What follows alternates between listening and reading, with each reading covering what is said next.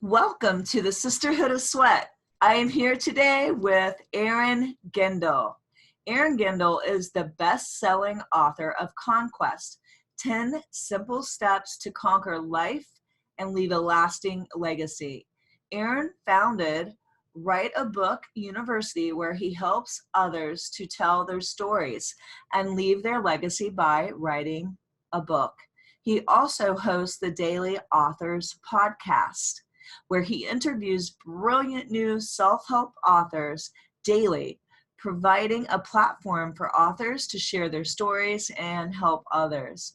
Aaron has had a long career in technology and leadership, rising to the corporate executive ranks. He has overcome a chronic disease naturally without medication, and even went on to finish the super difficult Ultra Beast Spartan race. He lives in the beautiful Emerald Coast of Florida with his wife and 4 children.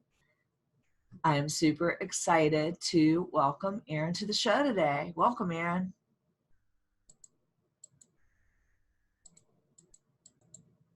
Today we talked about setting big dreams and goals, fueling up your passion and purpose, reflecting on your life, and a key thought: the successful do not blame others for their problems. So reflecting, what symptom do you have that you don't like that's going on in your life? Asking yourself that, what is the symptom? And are you truly living the life you want? Or are you making excuses that you can't have that success because there's only so much success to go around, and other people are doing that, so you couldn't possibly be successful at it? We look at that and so much more. We also look at the 10 attributes of the formula he created called Conquest from his book. And I ask him why he thinks success is possible for everyone. We're going to talk about reaching big, scary goals, just to be another, like a prequel to, or a sequel, excuse me, to my New Year's Day talk with you guys, the last episode. So tune in, and if it's afternoon for you, get a cup of green tea so you can listen to all of the wisdom that Aaron has to impart today.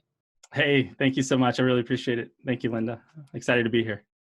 I'm really excited. I always love having other authors on the podcast, because writing is something I found later in life. I didn't find it until when I was 40. When I was 40 years old, somebody suggested I should write an article, and I said, my first sentence was, "I'm not a writer. Are you kidding me?" And then I thought, well, hey, I'll take a stab at it. So my first letter to the editor of Miss Fitness magazine, they turned into an article. Oh, amazing. And been writing ever since. So it was a whole journey.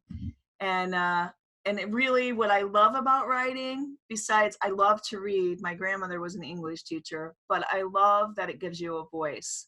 Why do you love to write, and why do you feel like it's that everybody could write their own book? Yeah, well, I love your story. I think we all got to start somewhere, right? And I think that's a question we all talk ourselves out of. Well, a lot of people can talk ourselves out of when we say, "Oh, I'm not a writer," or I'm not an author." But everybody started somewhere, and I went to school for math, so I didn't go to school to be a writer. But I just believe in the power of books and the power of writing, because I truly believe in my heart it's just a way to leave a legacy in our own lives and to be impactful. I think there's something magical about it being written down, and when people read it, it's like it almost holds more weight sometimes than even like a video or other forms of social media we have today, which are still great. But I believe that we have this respect almost for a book that, hey, you've taken the time, and it can be a lot of time and a lot of effort to really do it, right? And it's different for everyone, but at the end of the day, it's just so powerful when it's in that format. And again, I believe it can just be something that can live on forever. Yeah, this is so true. And I feel like it's a little piece of you. And when you write a book, like I'm in the fitness space, I feel like there's a lot of people in the fitness space. So what it does is it gives you credibility and it really sets you apart. And I think it starts to build your audience and your platform, which really in this day and age, you really got to have that if you want to be heard. Yeah, absolutely. That's the other side of it. Of course, I think there's many reasons for people to want to write a book. Some people, I have a podcast. I speak to authors every single day. And one of the questions I ask, what's been the best part about being an author or writing a book? And the number one answer I get is just that they want to help other people. And like they get the emails, the tweets, the messages that say, hey, you impacted me so much, or you even saved my life, getting down to that level. Right. And so it's pretty magical. But then obviously there's the other side. If you're wanting to take that into a place where you want to be an entrepreneur or start a business, it's obviously, like you said, a great platform and a way to show that you know what you're talking about and have that credibility behind you. So how in the world did you get started into the whole space of writing? I mean, was it the challenge that you had with your health? Maybe you could give the audience a backstory on how everything was going a certain way. You owned a gym that was kind of surf inspired in Huntington Beach, California, and Yeah. then your whole life changed on the drop of a dime. Yeah, absolutely. So I'm actually a California kid, so grew up California, and I married a Midwestern woman. So Uh-oh, us we Midwestern women. they're amazing, but it's always a battle when you have to choose, where you're going to live. And, her family was in the Midwest. My family was in California to a degree, kind of scattered about, but decided to move back to California, actually, after we had moved to Iowa for a time, and went over there, actually got a crazy idea to try to convince our bosses to let us work remote. We did, and moved cross country in an Airstream and parked ourselves on the beach so I could surf on my lunch breaks. I love it. Yeah, so that was a pretty cool start to I've always been into fitness. I worked out. I did a lot of, did some amateurish bodybuilding when I was in college. And then when we got back to Huntington, I just had we had been to a lot of gyms and got an idea to run more of a surf inspired gym, being in Huntington Beach, one of the surf city capitals of US, I guess. And so we found a product which was on Shark Tank, and it was basically a surfboard that was sitting on Bosu balls. I already know all about this because I followed the whole path for the whole surfing on that thing, because I had an experience. I've only surfed once. Okay. But I freaking loved it. It was like the most freeing experience. It was so fun. I don't know how to explain how much I loved it, but yeah, absolutely. I then started trying to seek out because I worked out before because I was at a fitness competition. Yeah. I literally worked out. Then I went surfing. I was freaking exhausted after surfing, you guys. It was such a workout, I thought. And yeah, so I get why you tried to recreate that experience. And that's why I started seeking out, I can't remember what it was called, but the contraption you were talking about on the Bosu. Yeah, it's called a surf set board, yeah. Okay, did people come and attend and do this on the... Oh yeah, it was an amazing opportunity. We connected with the owners of the product quite a bit, and there was not only the gym that we had in Huntington, we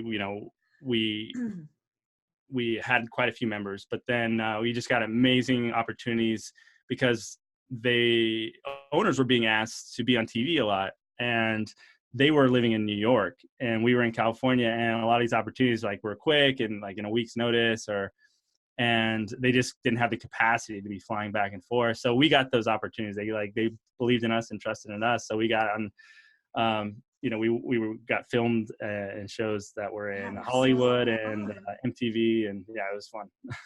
I mean, it was, I did go and do the workout on the Bosu contraption. Yeah. Around here, we actually had a place that had it. Yeah. And it was a great workout. I really loved it. And yeah. So that's cool that you had a whole gym. Now kind of lead everybody into, you're in your gym and then you get diagnosed, how that all went down. Yeah. So, well, we had a lot of amazing things happening with the gym. We had our first child in Huntington, and then we decided to, my wife, we got pregnant with our second, and we're just kind of wanting some different things, getting back to her family, which was very connected in Iowa. So we made a decision reluctantly to sell the gym and to move back to be closer to family. So we did all that. We had a place, we sold it, and took all the steps to get back. And then along the way, there was like maybe an 8-month period where we were moving back. And then we had already sold the gym. There was a lot of stuff happening. I was switching jobs, or I was getting a new job there. We were looking to try to build like a custom home. My second child was being born. So all these, we moved across country, all these kind of big things. And I was pretty stressed out, and I kind of let my fitness go. I wasn't eating well. Wasn't thinking about it at the time, but when I look back, that's really what was happening. And I went for a run one day, and then that's when it started. I just started getting some symptoms that you do when you have stomach pains and stuff like that. So I had stomach pains that weren't severe at first, but then gradually got worse. And then I started having very flu-like symptoms, like all the time, waking up and just sweat and very, just debilitating, because I had, like I said, 2 kids and a wife, and I was like, what the heck's going on? And it took a little while to go to the doctor because I was a little scared. I go, they just told me I have some kind of inflammation going on. They have to run some more tests. And while I'm waiting, I'm a big like researcher. I just like go try to figure out, all right, what's going on? We have, the internet now, and we can, we're so blessed to be able to do that. But I did that, and I kind of self-diagnosed myself with something called Chrons, not knowing really if that was what I had. And then I kind of just went on this mission to say, I guess I made a decision in my mind that I was not going to follow the traditional path, because I had been in fitness. I was like, man, there's got to be something more holistic I can do than take the prescription drugs that they would normally prescribe, which basically really reduce or lessen your immune system in a way that can be dangerous. If you have some kind of infection, that the medication really prevents your body from fighting it back. That, not only that, but some of these medications cost thousands of dollars. It was just overwhelming. And so, I said, hey, I'm going to try to figure this out. And I did. I went on forums, and I started to dabble in trying to change how I was eating, and a lot of what I felt was causing me stress in my life, and just take an inward look at what was going on in my life at the time.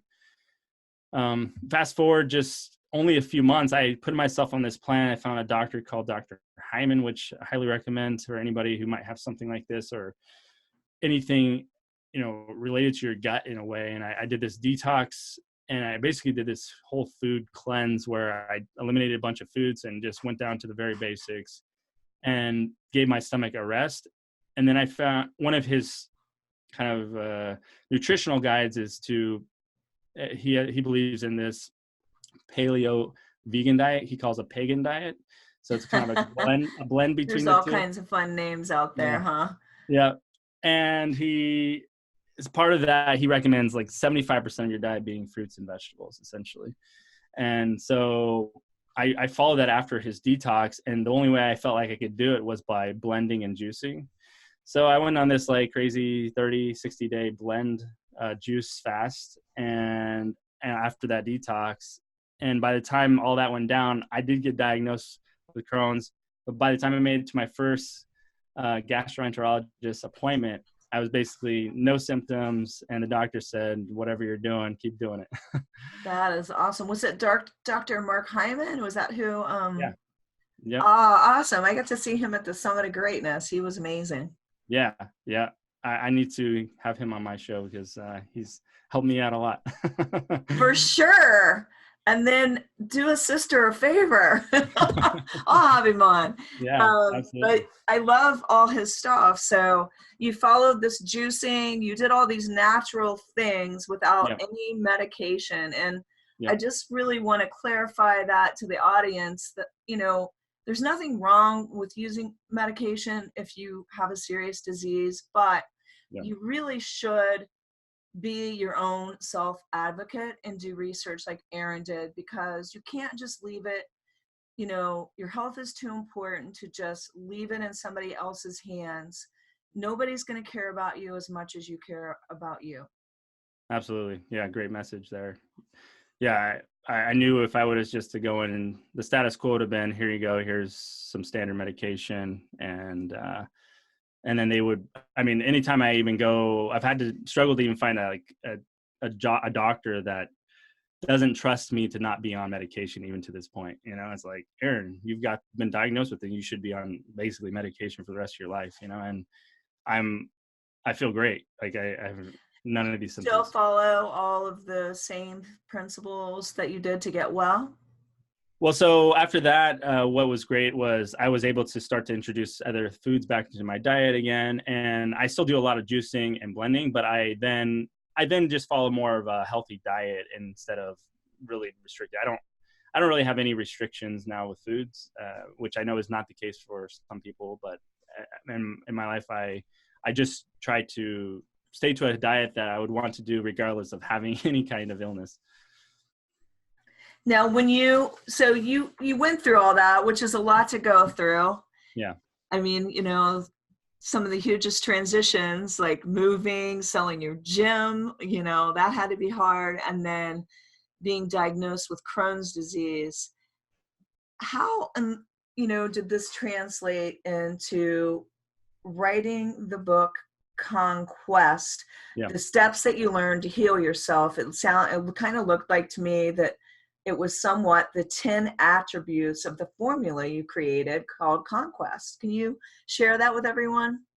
Yeah, absolutely. So, getting into writing the book, I really started to, once I started feeling better, I had this book in the works for a little while, but I started to think about my family and my kids. Really, that's where it started. And I think that's a powerful place to start for anybody who has the belief in writing a book. You got to find something to motivate you.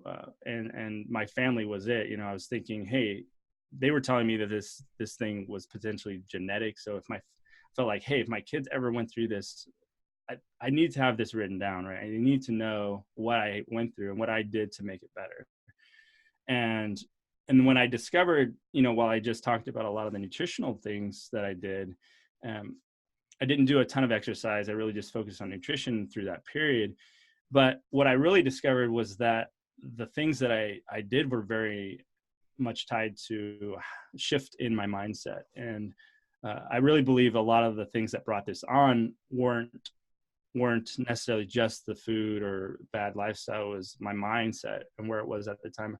I literally recall just maybe a month or two before I got diagnosed or had my first symptoms, that I was thinking to myself, I had, you know, so much stress going on. I was thinking, I hope I don't give myself some kind of stomach illness. Like that was literally what I was thinking to myself at that point. And then boom, what happens? You know, I don't think it's just happenstance that stuff happens. So I really started to think, all right, well, what steps did I really take from a mental perspective? And that's where the 10 attributes come in. And so I spend one chapter devoted to what I just discussed around health and, you know, the nutritional side, but a lot of it was, all right, first I had to take the step to say, I've got a problem. And it was a pretty obvious thing, but I think in all of our lives, sometimes we just we go through life not realizing, hey, there's something that's probably not right in your life. And I think life gives us these symptoms, these signs that that's the case, but we don't always,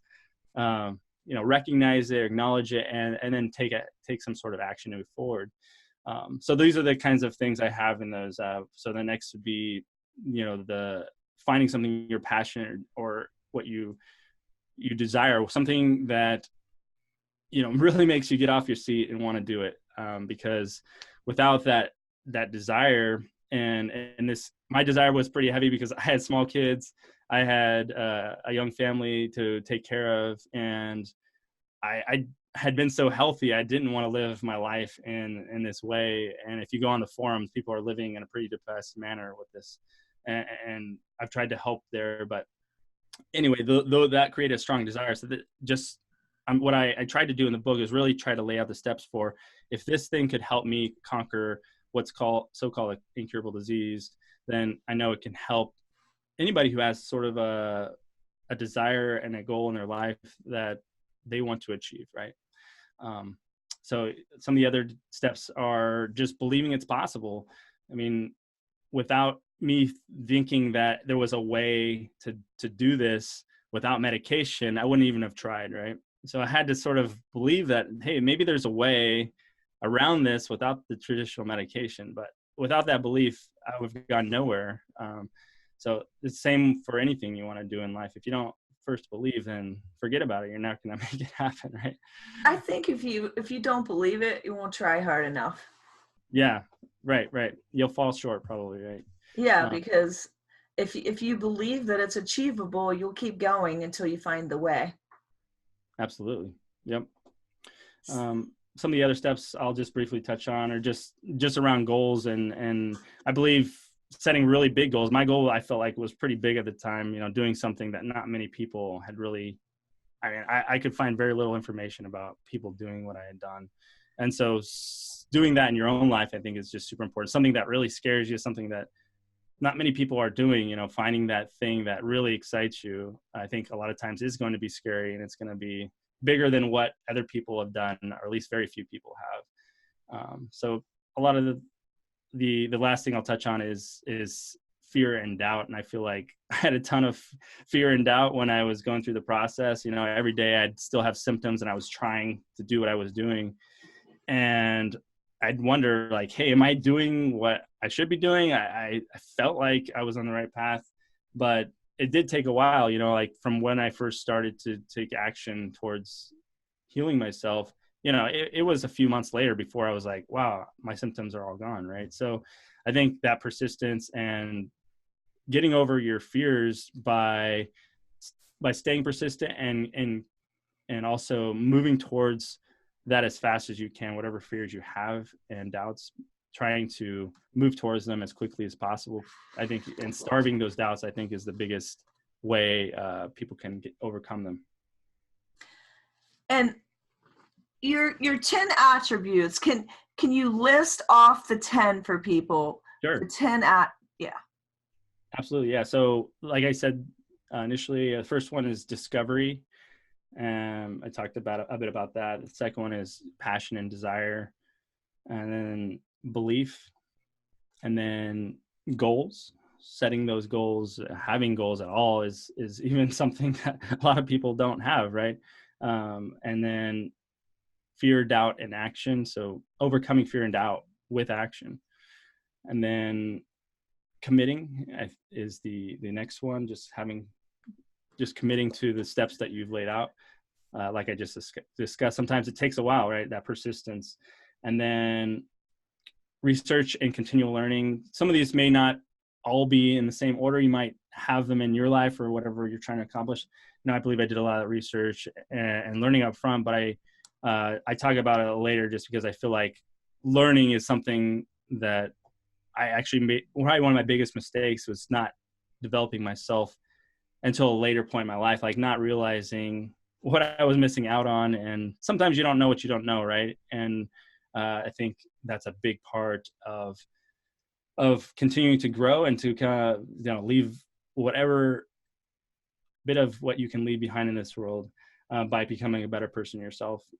And then health is where I talk about the actual steps I took, the actual whatever I took, supplements, the vitamins, the juicing, all of what I juiced, all that stuff is in that chapter. And then I also talk a bit about faith, because I come from a religious background, or Christian background, you might say. And I'm not a pastor or anything like that. So I leave what I feel has been important to me, and people that, especially we were talking before the show, a guy named Joel Osteen, who's been very influential to me, especially in the last 4 or 5 years. And then I talk lastly about legacy and what I think, what I believe we all kind of want. We all want to be remembered for doing something. We don't want to just be forgotten. And I believe the best way to do that is summed up in a quote by Ben Franklin, which I love. He basically says, if you would not be forgotten as soon as you are dead and rotten, then either write something worth reading or do something worth writing about. So I love that quote, and that's kind of ties into writing a book and doing something big. And that's why I name my book Conquest, because I like to say and instead of or there. I like to say, hey, do something big and write a book. And I think they're both the same thing too, right? Yeah, and I love how you tied the whole mindset piece in, because I think in fitness, the biggest thing that really transitioned the way that I coach and the results that my clients receive is through mindset. Because if your mind's not right, you're not going to get your body tight. I mean, you're not going to if your mind is not right, you're not going to be able to tune in and make the changes you need to make, because it all starts in the mind. It all starts upstairs. And I think just the whole internal work, working within instead of always working without, on the outside, is what really creates positive and major transformations in your life. And what do you think are the simple steps that you've used to achieve big things in your life? Yeah, so I think a lot of them are summed up in what I just went over, but then there are a couple that probably really stand out. I think, first of all, you got to have your health, and if you don't have your health, you don't have anything. So I think just having the energy in your life to do big things starts with fitness. It starts with exercising and eating the right things that give you the mental capacity and the strength to really go throughout your day to accomplish those big things. So I think it's always been a part of my life, whether it's been surfing or soccer or running a gym. And to this day, I run Spartan races and things like that. So I think that's just a huge part of there's no reason any day of the week not to work out and to get something in. And it just makes such a huge difference in my day and puts me in such a better mood. So I think that's a big part of it all. And I know you can even speak more to, you've done so much with it. So I think that's the biggest thing. And then lately, I think in my life, some of the biggest things that I've got planned and the goals that I have are things that are big. And so they scare me. Right. And I think the best thing you can do is, one, set yourself up to have goals that you're afraid of. And if you're afraid of them, then I really truly believe they're the right goals, because then they're gonna force you to take steps that you're uncomfortable with, and you're gonna grow so much more, exponentially. I think the biggest things I've accomplished in my life have all been scary things, and when I've gotten through them, I feel like I've grown so much. Even the podcast I do, a daily show, and I was like, how am I going to reach out to all these people every single day, talk to New York Times bestsellers, all these, contact them, or they can say no, yes. This one example recently where I've had to really put myself out there, knowing that I'm going to be rejected, and hey, it's all part of it, right? And So those are probably two simple things that I could tell your audience today, is really focus on getting your health and fitness right, to do whatever big thing that you want to do in your life, and then reach for whatever you're most afraid of. That's probably what you should be trying to do.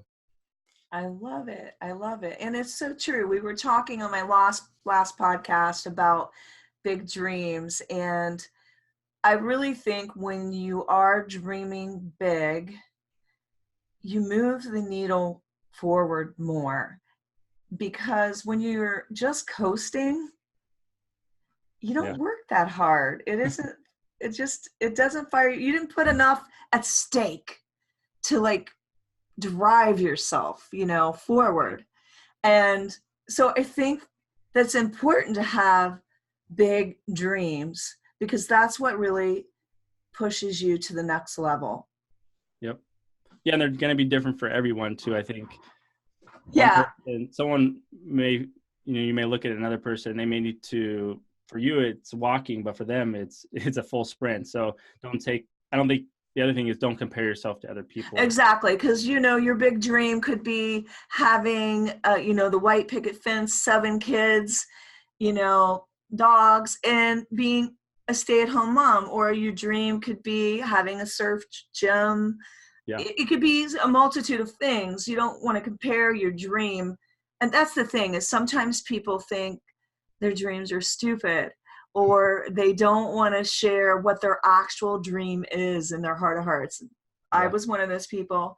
I still remember when I said it out there in cyberspace that I wanted to travel the world and help women work on this self-esteem and confidence through building health. And that was big to me, because I'm like, oh my God, who am I to say that? Sure. That's amazing. Yeah. And now you probably feel like if you wouldn't have made that decision, it'd be a mistake, right? It would, because it was within me. It was in my heart, and that dream was put in my heart for a reason. And when you speak it, when you speak it out there, I just think that it's almost like you're creating it. And because we looked back the other day and we're like, because Tim's story, I don't know if you know who that is, but he said that he kind of told me I was going to be doing it in other countries. And I was like, oh my gosh, how does he know that was what my, in my heart of hearts, what I wanted to do? And we were looking at the podcast, and on the chart, we're like, you know what? You're doing that already. You didn't even leave the house. It's all right there. You've been in every country, and so shout out to everybody out there, because podcasting, like, it's just a way to be able to share your message with other people, to connect with people like Aaron, and to just, help others get the word out there all over the world. It's amazing. Yeah. Podcasting is incredible. It's become quite a passion now for me. So great to connect with, like you said, wonderful people like yourself from all around the world. I interviewed someone from Ireland the other day, and it's like, I would have never done that before. Just even with technology these days, it's so amazing that we can do that.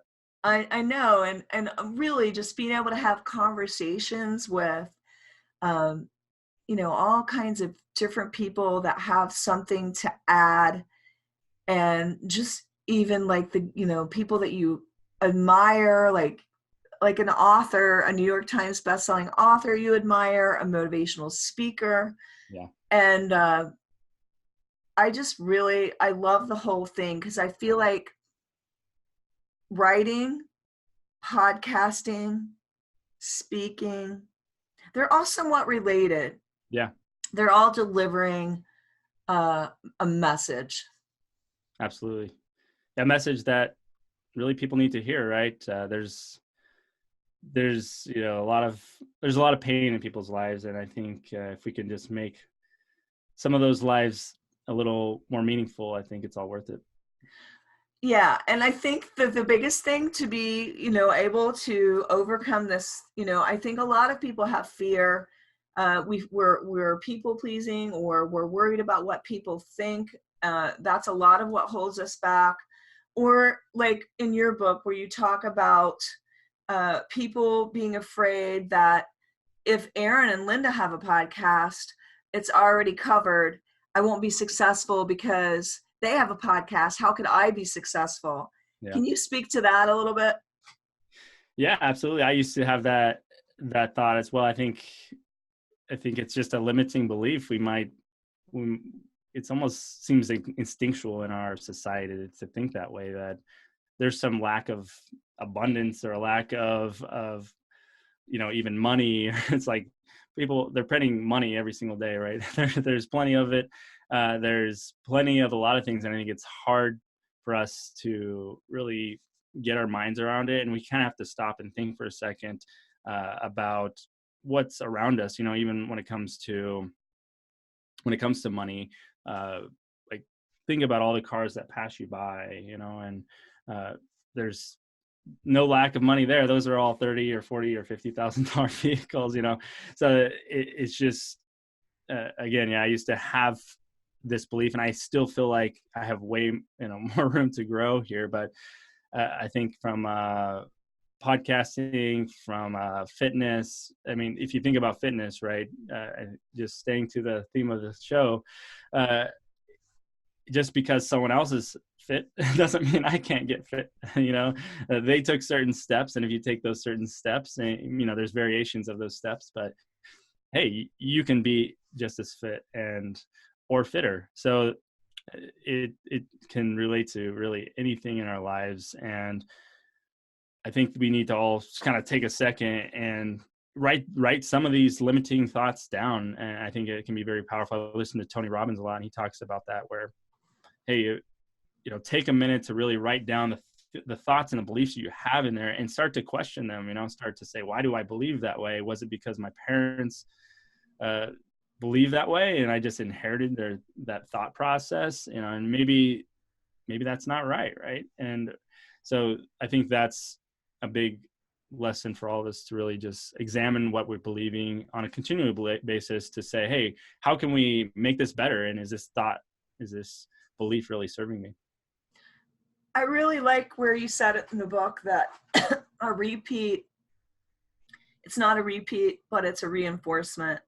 Like when I speak on big dreams or overcoming fear and doubt, or I was thinking a new one would be how to overcome discouragement.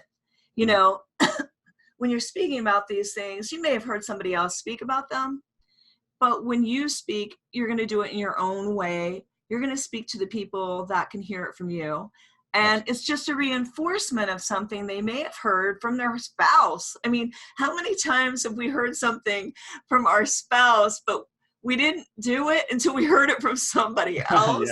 And your spouse is like, I've said that to you like 100 times, and now you're doing it because so-and-so said. Yeah, sometimes we need that. I mean, maybe just hearing it from the right person, or the way they said it, and the tone of voice they said it. Communication is just so huge, right? So if we relate maybe better to someone we respect in that way, then they're seen more as a person who's an expert in that area. Then yeah, of course, I think it can relate. And I think it's funny. One of my last chapters actually is about memory, and because I did a lot of this to get me through college, and I did a lot of stuff around memory. And I believe that we are what we remember, right? And I write about where we actually don't remember a lot, so that's why I put the chapter in there to help with that. But really, just, I guess it's just another tool that if you can add that to your tool set, then encourage people to dive into that. Yeah, and I really like what you just said, because I think sometimes we feel like repeating something too much, but sometimes you have to say it several different ways before somebody can hear it. Yeah. And we also have trouble remembering. So it's good to have reminders. And I think you think you're repeating it too much. You're probably not repeating it enough. Yeah, absolutely. Well, we do this all the time, right? Why do we go and watch the same movie over and over at home or in the theater, the same show? I mean, I think we end up forgetting some of it, and we're like, hey, I'm excited to watch this thing again, even though we maybe know the finish, what might happen at the end, but there's all this stuff in the middle that we still get some entertainment out of watching it multiple times, and we just don't remember, so we do need to be reminded of often. Why do we watch the same movie over and over, or the same show? And we, after a while, we forget, and we watch it again. We're like, remember, and we're excited about it again. And even though we might know what's at the finish line of a movie or whatever, but I think that's true for a lot of things in our lives. I'll listen to audio tapes multiple times. Like one of them, Awaken the Giant Within, I've been listening to for the last few months, and I just listened to it probably 10 times. So yeah, I think that's so true.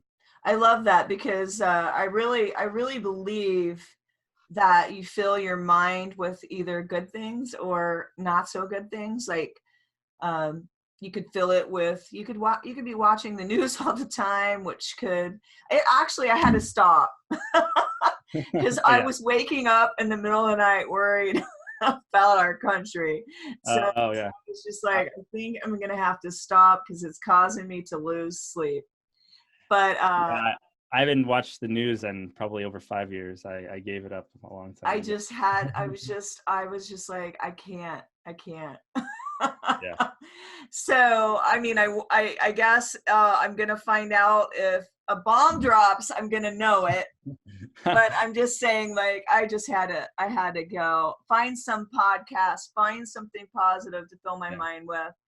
And what's a favorite movie that you've watched that you like to watch over and over, since we're talking about repeats? Oh, let's see. I'm kind of an old school when it comes to movies to watch them over. One of them is actually Groundhog Day. I watch that every Groundhog Day. And it's a movie about repeating the same day over. So hey, that goes for repeats. That's good. Yeah. That's a good one. Yeah. I don't know. Recently, I think I've been watching some of the new Mandalorian stuff, Star Wars stuff. So that's been geeking out on that a little bit and watching it over. Did you go and see the new Star Wars premiere? Yeah, I did. I saw that. I didn't. I'm not an opening day kind of guy, but yeah, I went and saw it. Had to get a date night scheduled. Yeah, we've seen every Star Wars that's been out there, and there's just comfort in, I think sometimes, how we have this sense of smell. We smell something, it takes our memory. That's another way to remember things. It takes our memory back to when we smelled that maybe cinnamon in our grandmother's kitchen or whatever it is. I think like movies can have that same effect of taking you back to that time when you watched that movie, what you were doing, who you were with, and I just think things like that, they're important. I think, and that's why we do it. We like to relive. I like to relive good things.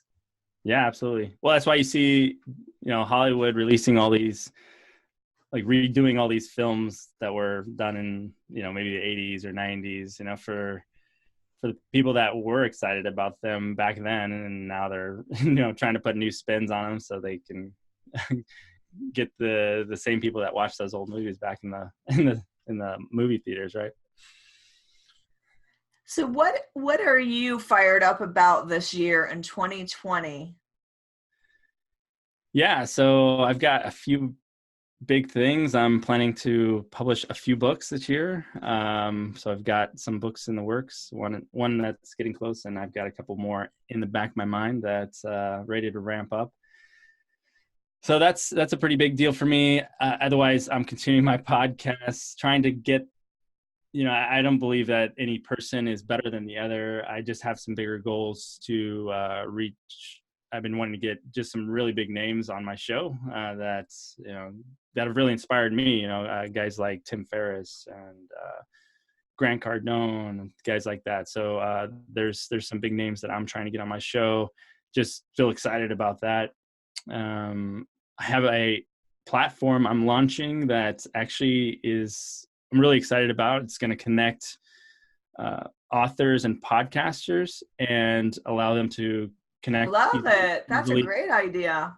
Yeah, it allows them to connect easily through a review process. So it'll allow authors and podcasters to get on to review each other's books and podcasts. And then through that process, they'll be able to connect and see if they want to get onto each other's shows. I think it's a great idea. That's something you should run all the way to the bank with. Literally. Well, I I'll let you really know. think it's a great idea. So like, don't give up on that. I love the, let's speak it into existence. Who do you want on your show? Yeah. Who in your heart of hearts would you just like, okay, because my thing at PodFest this year, I'm going to speak is I go to the Mattresses for a great guest. So who is this great guest, Aaron, that you would go to the Mattresses for? Yeah, well, I mentioned a couple of them, right? Those are a couple of the big names that are on my list.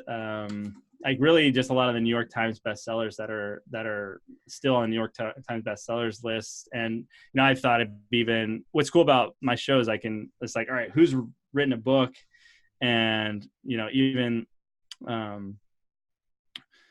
presidents, things like that. So like that's kind of where I'm aiming with my podcast. But definitely guys like Tim Ferriss, who's like, I think that was the very first self-help book I read, 4-Hour Workweek. So Okay. So this is where I'm going with this.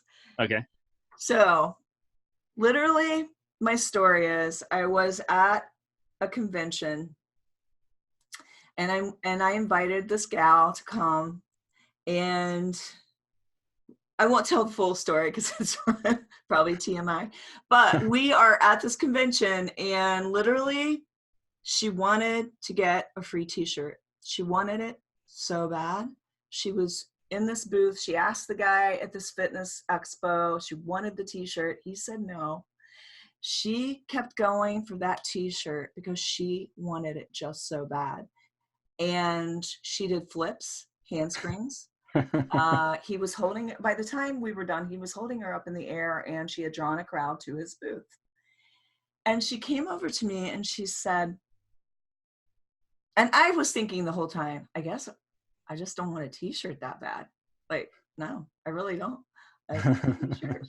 And she said, I get what I want.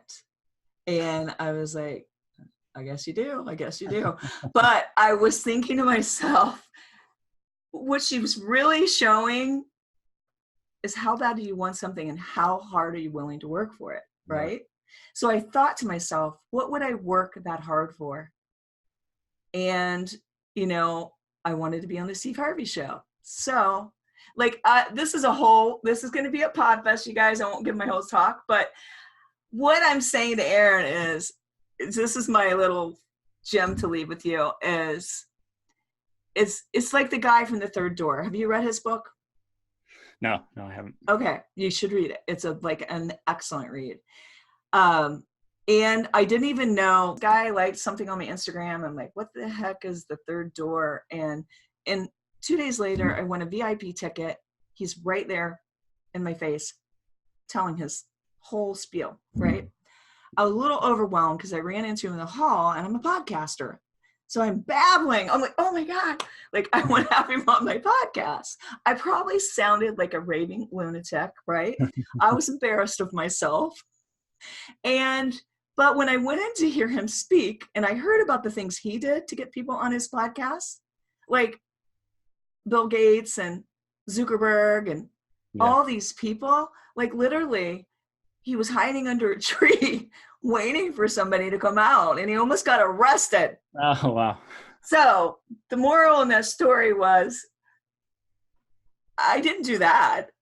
I just, you know what I mean? But I did go for it. And what I have to show for going for it is a lot of great guests. And you know what?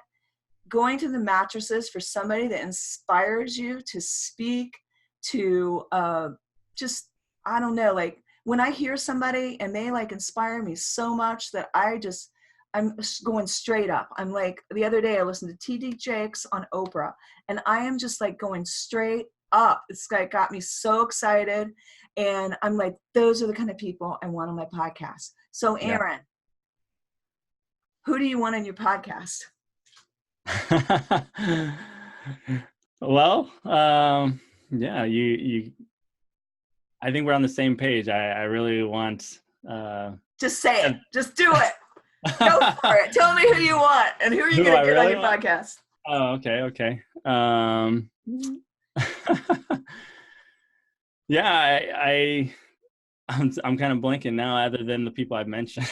I All don't know, right. like those are really inspiring people to me, I guess. So that's really, I guess, who stands out. And I've, Just remember when you speak it, it's a commitment. So yeah, just think about it. I put him on the spot today, you guys, but really think about it. Think about who do you want on your podcast yeah, that inspires you, because it's going to inspire everybody else. And that's what really, I think, makes people ignite when they listen to you. yeah, absolutely. Yeah, I know. I get excited to talk to, uh, yeah, all of my guests, but yeah, absolutely. When there's someone that you're really, really excited for, and that excitement shows through, right? But I just think like it's the good lesson is just to remember for all of us is what is that thing? A t-shirt wasn't getting it for me. And by the way, I forgot to tell the rest of that story. I went up to the guy later and I said, "Hey, Steve, what would I have to do to get a t-shirt?" And he says, "Oh, nothing. I'll just give it to you." It's like, okay. But the lesson is really, what would you work that hard for? What lights you up inside that you would go to links for? Yeah, And that to me is the thing you should go for in life. yeah, I love that. And I also think just having the courage to ask, right? I think Right. we all Ask psych for what you ourselves, want. yeah, we Ask psych it. ourselves out thinking that they're these people maybe beyond our reach. But at the end of the day, I've spent a lot of time in the corporate world, up the executive ranks, and really what I realize is everybody's just a human being trying to navigate their life through the world, and it can be lonely at the top too. So reaching out and just befriending people and being yourself, being nice, I think goes a long way. And I just think you don't have to follow, like people think they have to follow this procedure and all these rules. And Yeah, that's what, like, I had to laugh because the third door, I was already doing it. I didn't realize it. The third door is basically your own way of getting things. It's not like a procedure that everybody else has followed. right. It's deciding everything is figure outable, like Marie Forleo says, Right. and just going for it. Yeah, absolutely. Just taking the steps, and you'll, along the way, like you said, you'll figure it out. Yeah. And I've just really enjoyed talking to you. Sorry I put you on the spot. It was No, kind of it that's was fine. kind of fun. I was kind of doing what I do, which is my coaching. Yeah, I love it. But I you love your see where I energy. was taking you, and Yeah. I hope that the audience kind of went on that journey as well. And we have a freebie that Aaron is offering you today. Uh, can you tell them where they can find it and what it is and what it'll do for them? Yeah, absolutely. So we didn't touch on it too much, but I have a university that helps people write their own books, share their story, and leave their legacy. And uh, on my website, writeabookuniversity.com/free, you can get a free 4-lesson video course that'll help start you on that journey to write your own book. And I've just really got to acknowledge you for being so sincere and likable. I think that's important if you're going to be, in this space, and just being willing to help others to leave a legacy. Yeah, thank you so much, Linda. I really appreciate your all your energy and for your show and having me on here. I really appreciate it. And today, what are 3 simple tips just in general that you could leave the audience? Yeah, so 3 simple tips.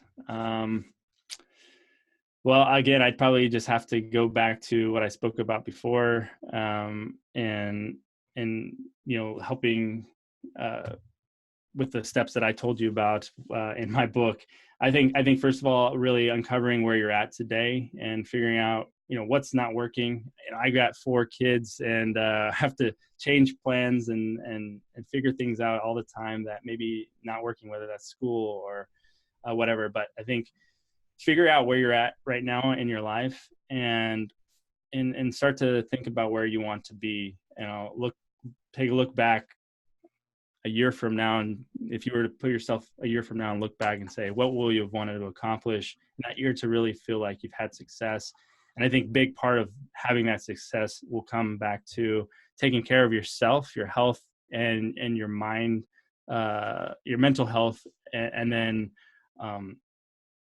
from there, just really taking charge of your fears and going for whatever big things that you feel will light you up the most. I love it. I love it. Well, I just want to thank everybody for listening today, and make sure to get that freebie, and also give us some responses about what you liked about the podcast, and follow us on Instagram. I am at Sisterhood of Sweat. And where are you on Instagram? Just my name, Aaron Gendle. And if you DM us, I know I'll respond. How about you, Aaron? Sure, absolutely. All right. Thanks, everybody. And thanks so much, Aaron, for being on the show. Thank you.